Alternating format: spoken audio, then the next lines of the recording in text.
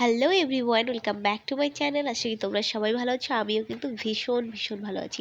হ্যাঁ, এখন একটু আমার ঠান্ডা লেগেছে, তো গলাটাকে একটু ইগনোর করো। আর আমি কিন্তু এখানে সব কিছু রেডি করে নিয়েছি, আর ব্লগটা দেখে অলরেডি তোমরা বুঝতে পেরে গেছো যেটা কবেকার আর কিসের ব্লগ।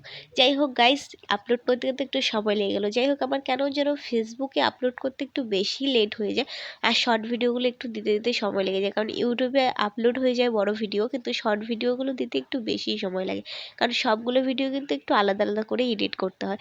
যাই হোক, প্রথমে আমি সব কিছু রেডি করে মন্দিরে পুজো দিচ্ছি, কারণ বাড়ির মন্দিরে যেহেতু শিবলিঙ্গ আছে, তো এখানেই আমি ভেবেছিলাম করে রেখে দেবো। তারপর সব বান্ধবীরা ফোন করলো, বললো আমরা মন্দিরে যাচ্ছি পুজো দিতে, তো চল আমাদের সাথে। তো যাই হোক, তারপরে কিন্তু আমার শুধু সুযোগ খুঁজি কখন শাড়ি পরতে পারবো। আমার শাড়ি পরতে ভীষণ ভালো লাগে। আমার মতো কে কে আছে আর শাড়ি লাভার, তারা কিন্তু অবশ্যই কমেন্ট করে জানিও।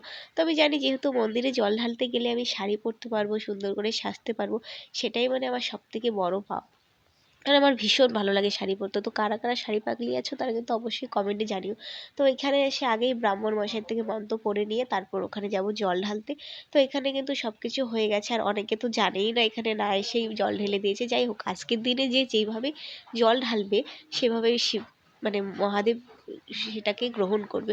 যাই হোক, এখানে কিন্তু আমি জল ঢালছিলাম, আর আমার বান্ধবী বলছিল এভাবে এভাবে দে। যাই হোক, ওদের থেকেও একটু শিখে শিখে নিচ্ছিলাম। এবার নিয়ে কিন্তু আমার সেকেন্ড টাইম পুজো করছি এটা। এই পুজোটা আমি ঠিক সেরকমভাবে করি নাই বলে আমি অনেক কিছু জানি না।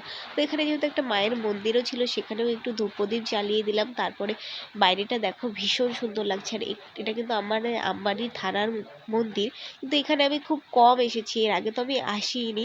তো এবারই প্রথমবার এসে দেখি মন্দিরটা ভীষণ সুন্দর করে সাজানো, আর এত সুন্দর সুন্দর ফুল হয়েছে। আর ফুল দেখতে কার না ভালো লাগে। পৃথিবীর শ্রেষ্ঠতম জিনিস হচ্ছে ফুল, আমার কাছে তো ভীষণ প্রিয়। তো দেখা যাচ্ছে অনেক ভিডিওতে। টাটা, লাভ ইউ অল।